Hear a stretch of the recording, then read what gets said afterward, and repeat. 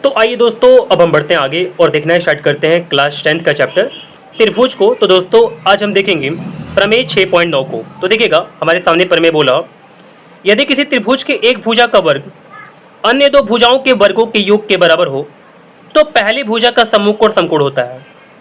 तो मैंने तो इसको पढ़ लिया, आपको समझ में नहीं आया होगा ऐसा उम्मीद मैं करता हूँ। तो मैं आपको कॉपी पर समझाने का पूरा प्रयास करता हूँ। तो ध्यान दीजिएगा, यहाँ पर प्रमेय 6.9 बोला, यदि किसी त्रिभुज की एक भुजा, मैं पहले एक त्रिभुज बनाता हूँ, एक एबीसी नाम का एक त्रिभुज हो गया। इसमें बोला है कि एक भुजा ले लेते हैं एसी, ठीक है, का वर्ग, एसी का वर्ग करना है तो मैं एसी का वर्ग यहाँ पर करूंगा, ठीक है ना। तो एसी का वर्ग हो गया हमारे पास। क्या बोला, अन्य दो भुजाओं के वर्गों के योग के बराबर हो। अन्य दो भुजा क्या है, एक ए बी है एक बी सी है, एक ए बी हो गया, एक हमारे पास बी सी हो गया। क्या बोला कि वर्गों, इसका वर्ग कर दिए, के योग कर दिए, के बराबर है तो यहाँ पर ये बराबर हो गया। तो इतना हमको दे दिया हुआ, ठीक है। तो पहली भुजा कौन सी थी, हमारे पास ए सी थी। तो पहली भुजा क्या बोला का सम्मुख कोण, पहली भुजा का सम्मुख कोण कौन सा होगा, कोण बी हमारे पास होगा, ठीक है ना। बोला कि समकोण होता है, यहाँ पर जो कोण बी होगा ये समकोण होगा, ठीक है ना। तो चलिए अब मैं आपको समझाता हूँ यहाँ पर क्या क्या दिया हुआ है और क्या क्या मुझे प्रूव करना है। तो ध्यान दीजिएगा दोस्तों, देखिएगा, सबसे पहले दिया हुआ है त्रिभुज एबीसी में ए सी का square equal to A B का स्क्वायर प्लस बी सी का स्क्वायर, ठीक है। आप यहाँ से मैच करा सकते हैं, ए सी का square equal to A B का स्क्वायर प्लस बी सी का स्क्वायर, कोई दिक्कत नहीं आपको। चलिए तो सिद्ध क्या करना है, देखिएगा, सिद्ध करना हमको कि कोण बी इक्वल टू 90 डिग्री, यहाँ पर जो कोण बी है ना ये 90 डिग्री का होगा, ठीक है। तो चलिए रचना पहले कर देते हैं, त्रिभुज पी क्यू आर लेते हैं पहले।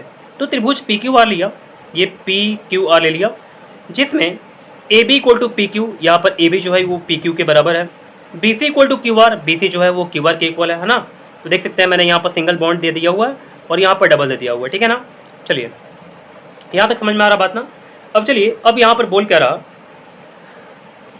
और जो कोण क्यू है वो 90 डिग्री का हो गया, मैंने यहाँ पर कोण बनाया हुआ है जो कि 90 डिग्री का हुआ है, ठीक है। चलिए आगे बढ़ते हैं, प्रमाण देखना स्टार्ट करते हैं। प्रमाण त्रिभुज पी क्यू आर में, तो देखिएगा अगर त्रिभुज पी क्यू आर को, पी क्यू आर हमारे पास क्या है, एक समकोण त्रिभुज है ना।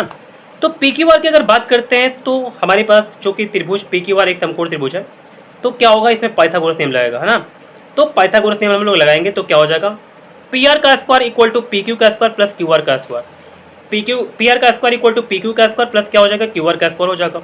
अब देखिए दोस्तों, मैं पी क्यू की जगह पर क्या लिख सकता हूँ, ए बी लिख सकता हूँ, मैं पी क्यू की जगह पर ए बी लिख सकता हूँ। कैसे, तो रचना से देख सकते हैं, मैंने यहाँ पर P Q equal to A B ले लिया हुआ है ना।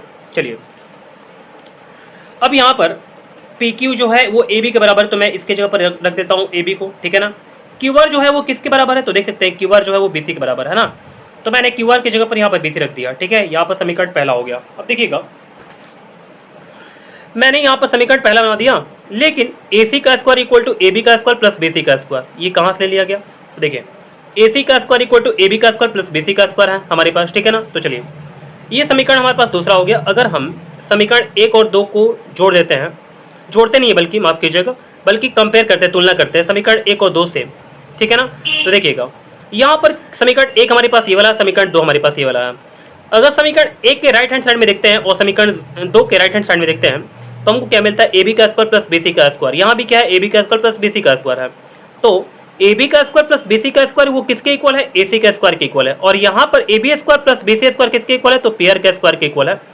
तो मैं सिंपल बोल सकता हूँ कि पी आर का स्क्वायर जो होगा वो ए सी का स्क्वायर के इक्वल होगा।